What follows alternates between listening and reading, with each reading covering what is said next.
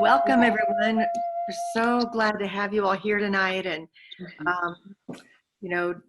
this is, I think, our fourth session, and they've all been well attended and well received. And tonight's going to be no exception. We've got two wonderful speakers for you. My name, if you don't know me, is Beverly Tumala. I'm a nurse, hospice nurse here in San Antonio. And I am on the board, and I am the chairman of the education committee here at ABODE. And I am so pleased that, our education committee thought of this little venue. And so, again, thank you to all of those education members that are out there that helped us put this together. It's really been just well received and a great, it's just really enhanced our education at ABODE. And, one of my goals was that ABODE would be a source of education and support for the community in the subject of death and dying. And this is, proof that, we can put together a wonderful group of people who have expertise in this area. So tonight you're in for a huge treat. We've got two longtime volunteers and supporters here at ABODE, and they've been with us for a long, long time, since pretty much its inception.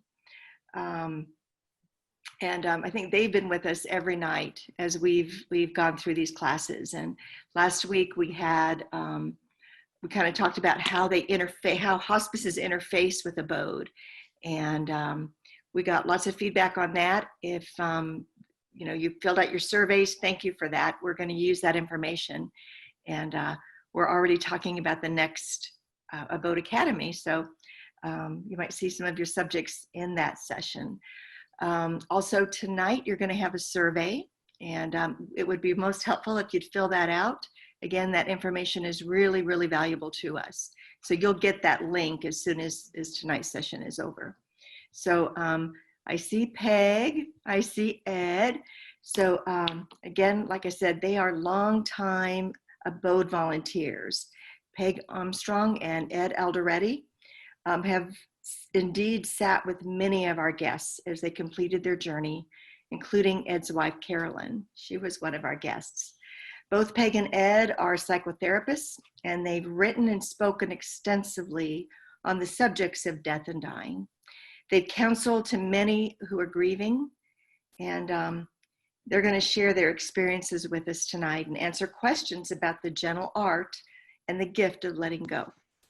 So, in ABODE tradition, we always start our evening with a moment of reflection and contemplation, and I think Ed's going to do that for us.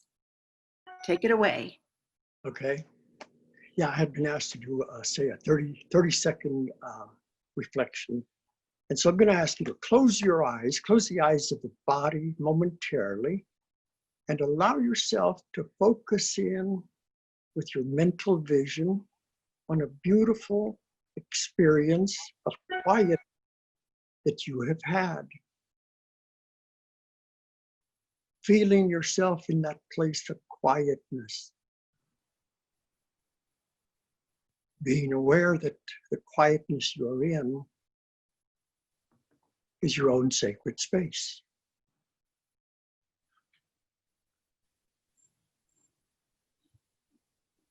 Now you can open the eyes of the body, and we're ready to start. Wonderful. Thank you, Ed. So our first speaker is going to be Peg Armstrong. So Peg, you can go ahead and begin. But before you do, I just wanted to remind folks, if you have questions, please use the chat box at the bottom of your screen and post your questions, and we'll watch them, and Beverly will pose them at the end. Yeah, thank you. Yeah, right down the middle. You'll see a chat box, and just type them in, and we'll go over those. I'm going to start with a story. I already had my license and was a psychotherapist when one of the most important people in my life died suddenly. And I realized that if I had gone out to a mental hospital and left out the precipitating event and just said, these are the things I'm feeling, this is what I can't seem to wrap my mind around. They would have given me a room in a mental hospital. And then if you say the most important person in my life just died, they say, oh, well, that's a grief reaction. You just need to go home and time will take care of that. So I got really interested in what is psychology doing to help people, high functioning, stable people who've been hit so hard that it can look like mental illness. So I quit my job and I decided I would open a private practice in which I just saw grieving families. Seems simple. And I did. And some of you might be old enough to remember before the CDC called it AIDS, it was called GRID, Gay-Related Immune Deficiency. And who showed up at my new office were dying young men. Well, I don't know about dying. I know about grieving. And all these young men, since no doctors would see them, way worse than this pandemic. Doctors wouldn't even let them come in their lobbies. They would not release any kind of medicines to us. That I realized, well, I may do the help with the grieving, but they're going to be dying on my watch. And I don't know anything about dying. And I don't even know nurses who know anything about it. If you don't have meds, if you can't get into a hospital. So I decided I would go to India with my friend Linda, who's right over there. I would just go find Mother Teresa and she would see how earnest I was and ask if I could volunteer there and if she would train me. And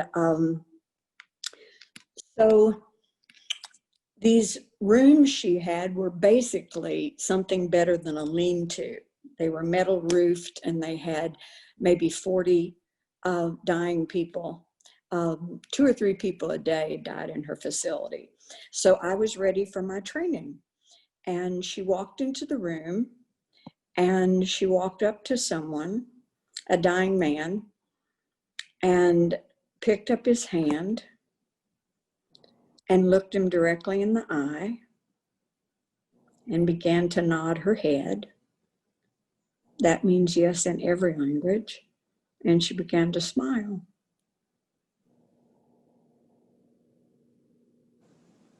And that was the training. That's it. You don't have to do anything. Dying people don't need to be cheered up. They need your authentic presence. They need you just to show up. And we had nothing. I mean, didn't even have clean water, much less any kind of aspirin, anything. And when I got back, people would say, but Peg, what about the suffering? And I said, well, I saw struggle.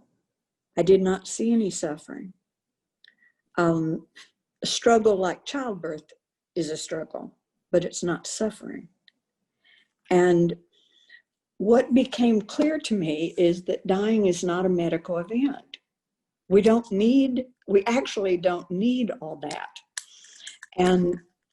But then, fade in, fade out, back to here, we do have painkillers and anti-anxiety meds and can keep a person pretty darn comfortable, frankly.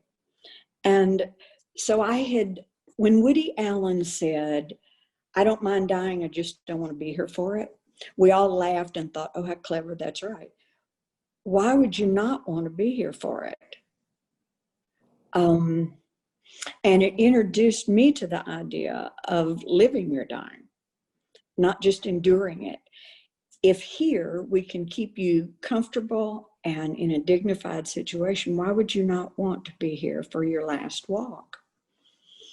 And I usually start with asking a person with a terminal diagnosis what their understanding of their disorder is, because that's very telling, how much they really understand about it. And then introduce the idea of living your dying. How would you like this walk to be? It's your walk. And if we can keep you pain-free enough, it is uncomfortable. Dehydration's uncomfortable, constipation's uncomfortable, but I have yet to see what I would call suffering. So I then ask, how would you like this walk to be? Who would you like to be here? Are there people you don't want to come see you? Do you want music? Do you want flowers? How do you want this to be? And I think asking sometimes about what do you think your legacy is an interesting question. And I really like to ask, particularly if they're older than I am, although not very many of them are anymore, but to ask, what can you teach me about what has meaning? What's had meaning in your life? What can you help me with to say these things are meaningless? And sometimes they lead to really good conversations. And our guests feel like they're helping those of us who haven't walked our path yet.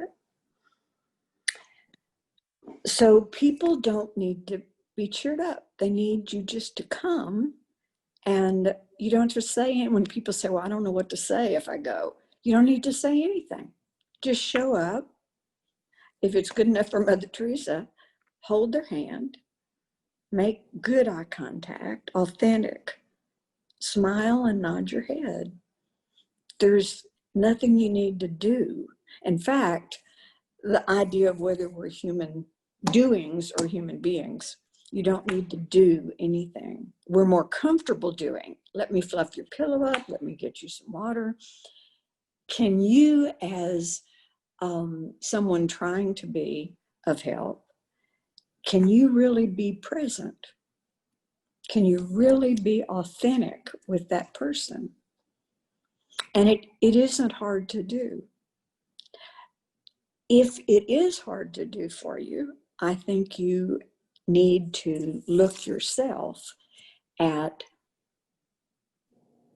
what you believe about what we're here for, where we came from, what we're supposed to be doing, where we're going, what has meaning and what doesn't have meaning. And if you're clear on those issues, then hanging out with somebody who has a short time here can be holy work, not just deep work, but holy work.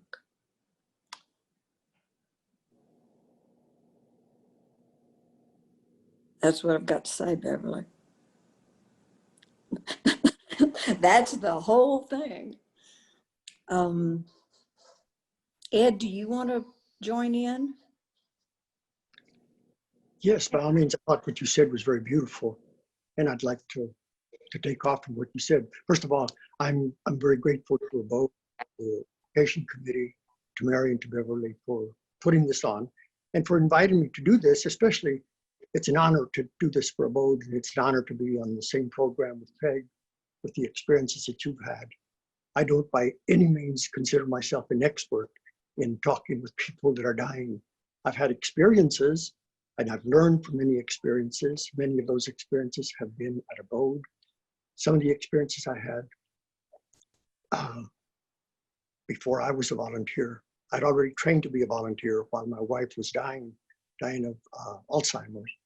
But then I was with her at ABODE for just about 5 months. And I received the services that ABODE gives to people, the love, the contemplative care, the total respect. And so I learned to be with my wife by learning that I don't have to do anything, like Peg says.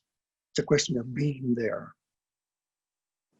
And what I've learned from others, as well as from people that I've read about, people that talk about the now, people that talk about the present, people that talk about meditation, I try to take to the visit what I've experienced in meditation. The awareness that I achieve when I'm in meditation is totally different from the awareness in everyday living.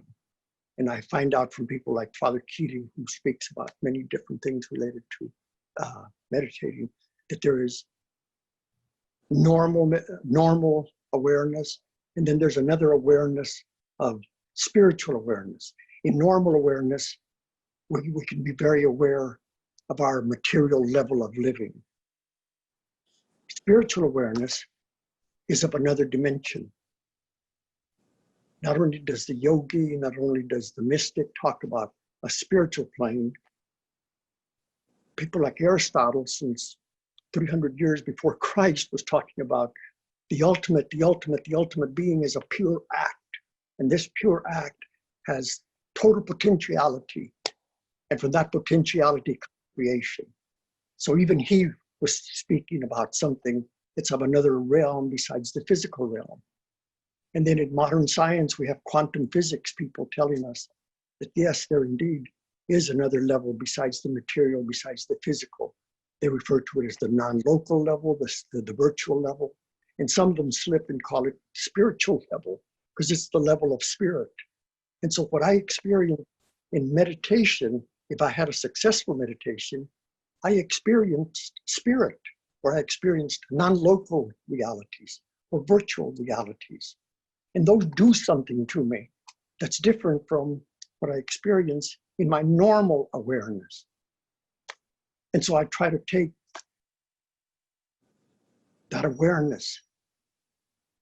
Like in meditation, I had to probe, who am I? What am I? I know what the Penny Catechism says I am, but what do I experience? What do I feel that I am? And in meditation, I've learned from the Deepak Chopras, from the Eckhart Tolles, we are consciousness. Well, I try to explore that in a meditative state. And I find myself realizing I don't have consciousness. I am consciousness. I don't have awareness. I don't possess awareness. It's not a quality that I've added to myself. When I am aware, I am awareness. Ashtavakra, who wrote something like 500 years before Christ, talked about, you don't observe, you are observation. These things made no sense to me when I was reading them and trying to comprehend the abstract ideas. But in meditation, I experience what it means to be an observer. I am observation. I am. And so when I go to be with this person, I'm trying to be aware of that spiritual world that I have experienced. And I've experienced my own existence. I don't understand it, but I know I've experienced it. And I can say, by way of analogy, I'm like a fish in an ocean. And then I can go further and say, no, I'm not just like a fish in an ocean. I'm like a molecule of that ocean. I am ocean. I'm not the ocean, but I am of the qualities of the ocean of consciousness, the ocean of existence, the ocean of awareness, the ocean of love.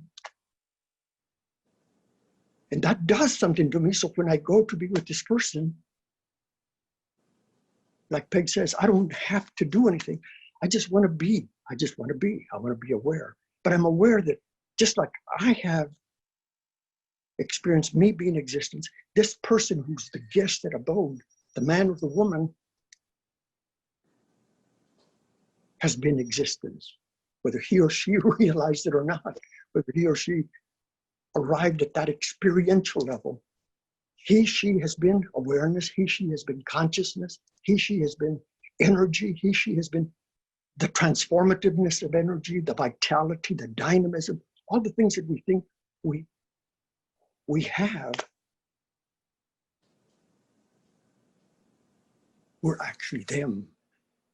And it's like trying to explain how something in the dream world, paradoxes, we experience paradoxes that in normal reality we would call them contradiction in terms. But in the dream world, well, we just accept them.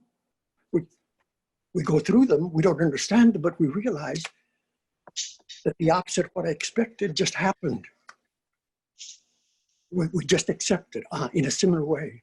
The experiences that we have in meditation, when we're experiencing a spiritual reality like by existence,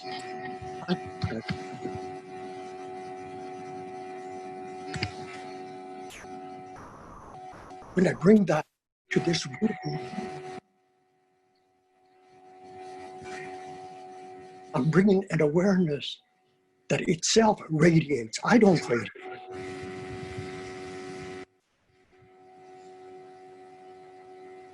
All right, is there some background noise in somebody's? If there is, I don't know from not here. Okay. There is background noise, but I don't know where it's coming from.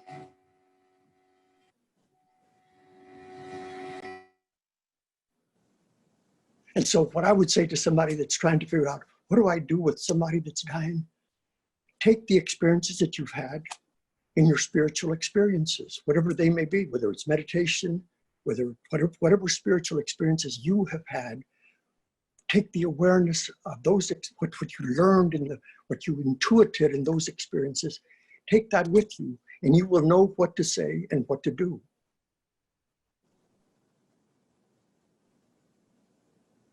And as Peg so rightly says, we're not there so much to do as to be. And to be means to let it all be.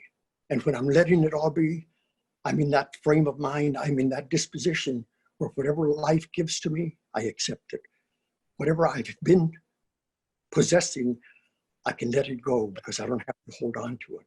When I'm letting it all be, I'm also consciously aware of the total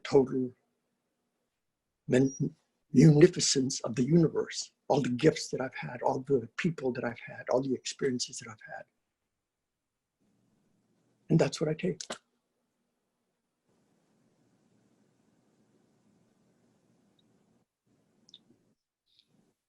Wow, that's wonderful.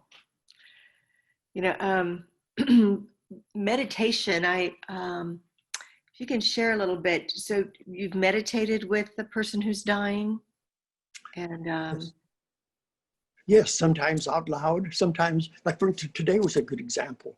I went to see the man in the peach room, and he was totally quiet. He was on his back. Every so often he grunted, but whenever he tried to say something, it was inaudible to me. Diana, who was the navigator on duty, could understand better what he said. I did not comprehend, but I was able to just do a guided meditation out loud. And all I'm saying is, right now, George, we don't have to do anything. We can just lie here and just be aware of all that we've gotten in this life, and be aware that just like the day has an evening and there's a midnight, but right after midnight, there's a dawn. Death, besides being a finality and end, it's also the beginning of something. And that's something wonderful to be aware of, that you're heading towards a beginning. People that have loved you or people that you've loved are going to feel your absence. There's going to be sorrow, there's going to be pain. There already is in some quarters. But looking at the other end, looking at what's happening after midnight comes, then there's the beginning of a new dawn. He didn't respond, but he didn't have to. I can imagine that's very comforting for those who don't have a belief. You know, some of my patients who have no, religious affiliation, have turned away from religion as we know it. And I'm sure to hear those words about a new beginning are very comforting. Yeah, I hope so. Yeah. Can you guys share with us, what are some of the most interesting things said to you at the bedside, experiences that you've had with someone who's dying? I'm sorry. I want to go on record as saying more often than not, something phenomenological happens. And I don't purport to have any idea what it's about, but most recently, when my friend Jeff was there, the navigator said that she was leaning over him and he opened his eyes and he looked up at the ceiling and he smiled and exhaled. And that sort of thing happens more often than not, that someone calls out mother or clearly is seeing things we're not seeing. And I know there are naysayers that say, yes, the brain isn't getting enough oxygen and they're having hallucinations. but it's certainly curious that they always have the same hallucinations. Someone is there that makes them relax and feel safe. And if you look at the research in the plague years in France, the priests who wrote things down said the same thing. And it's also bicultural. Buddhists see a Buddha light and someone that feels safe to them. And I'm just saying, more often than not, something happens. Something is going on. And I think also the body knows how to do this, depending on what your major system is that's failing. It knows which other systems you can turn down safely. And the body knows how to, I said like birthing, the body knows how to back you back out. And the most I've ever seen is uncomfortable. And that's not just at ABODE. Ed, I remember when Carolyn was with us, that I would come in and you were humming. And I've picked that up. I don't think my voice is great enough to sing to people, and I don't know that they want people singing to them. But humming seems to be a different vibration, and it doesn't have words associated to it. And it seems to be a calming thing. I agree. We had a patient there 2 weeks ago, and his significant other brought in a singing bowl. And it was this metal bowl, and she had something in her hand, and she just spun it around the bowl, and it made this beautiful humming sound. And it was so calming. You know, and Bev, you have to say, there are some people, introverts or sports enthusiasts, who really want to watch the Spurs game. They do not want to talk about what's going on with them. And can those of us who are trained another way do that? Get into the Spurs game then, if that's what they want to do. Yeah. The gentleman we have now, who just seems to like his hand held, just physical contact, he seems to relax more. And that's being present. You don't need a therapist, and you actually, all respect to you, but you don't really need nurse. This is not a medical thing at all. No. If Mother Teresa could do it with nothing, certainly we can do it when we have things that make it gentler and easier. That's right. What about you, Ed? What about a real an experience that you've had at the bedside that's kind of stands out to you? I had one experience. I had been training to be a volunteer for ABODE. Carolyn was already declining, but she was not at ABODE yet. And we had a nurse who was training us, giving us different pointers and different things. And somebody raised their hand and he said, "Excuse me, if the person dies in our presence and the eyes are open, do we close them, or do we let one of the relatives or one of the friends close the eyes?" And the nurse kind of laughed and she said, "You know, that's the Hollywood version of dying." She said, "You know, I've been in hospice for a long time, and all of our patients, you know, they've got so much medication in them that they all die with their eyes closed." And so we all kind of chuckled about the Hollywood version thing. But I stayed with the belief that what she said was gospel truth. They close their eyes. So I'm at the bedside of my wife, and she is dying. I mean, all the active signs that people at hospice tell us about and people at ABODE tell us about.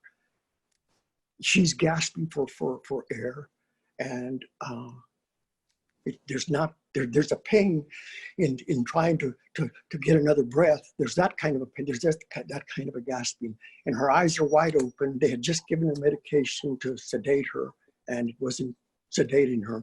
Her eyes were wide open, and I'm waiting for any minute she's going to close the eyes and she's going to die. And I think I'm prepared, and I'm glad that I'm prepared. And all of a sudden, she quits breathing, and her eyes are wide open. And I realized it's up to me to close the eyes. I'm the closest one. The next one was my niece, who was right next to me. And then there were about a number of ABODE people all around. And without having rehearsed it, without having had a chance to rehearse it, I realized I take 2 fingers and I close the eyes. It was the simplest thing to do. But if I had had to rehearse it, it would have been the most difficult thing to plan on doing. And I realized, it surprised me there at the end. And I stayed with the belief for a while that she didn't close the eyes because she didn't have the strength to do so. And then later on, I realized, maybe 2-3 weeks later, she died with her eyes open because she wanted to. It wasn't lack of strength. It was strength that kept them open. She stayed seeing us to her last breath. And so that was a beautiful experience, but it was a total surprise. And my point is, just when you think you're really prepared and you know what this is all about, something's going to happen to totally surprise you.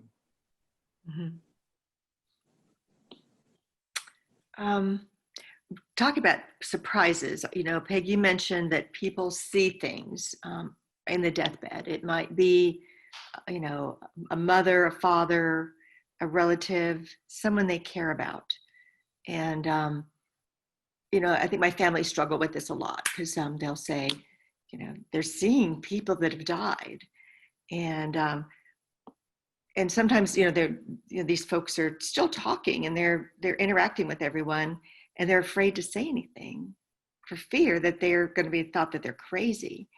You know, what are your thoughts on that? What do you think we should tell our families and our patients who are afraid to tell us that, you know, they're seeing these things, these apparitions, these people that have come to visit? I inquire about it. Yeah. Who is that? Why do you suppose maybe she's here now? To ask questions bravely. I assume their reality is as real for them as my reality is for me. I would like to know. So I ask about it. Yeah, and another good question is, what do you think it means? I know you don't know, but what do you think? What do you feel from what you know this person? What do you feel this means? Is it scary for them? Yeah. Pardon? Doesn't seem to be. Ed, have you experienced that people are frightened by seeing things? The family, if the family's in the room, they seem to be. But the actual person in transition doesn't seem to be frightened. Have you thought? No, they're experiencing something. And it's, Yeah. You know, even animals. I had a patient who was dying. She was in a comatose state. And I had come to do my daily visit, and her husband was in the living room, and the dog was there with us. And as he and I are kind of talking and sharing about what has transpired over the last 24 hours, the dog just disappeared and went into her room and started barking. And we kind of looked at each other and we walked in there. There's not a soul in the room except her. And that dog sat at that door and was looking up over her bed and just mad and barking. And my patient's husband said, she keeps doing that. She keeps doing that. And I just said, you know, someone's here. She can see them or she can sense them. Yeah. You know, animals are very sensitive, I think, too. They sit with the dying very well. Bev, the number of times that people seem not to die when we've sort of clocked it differently, and they keep saying, I can't let go until we find a place for my dog. And then when one of us, we found a place, we found somebody who's going to adopt your dog, and then they die that night.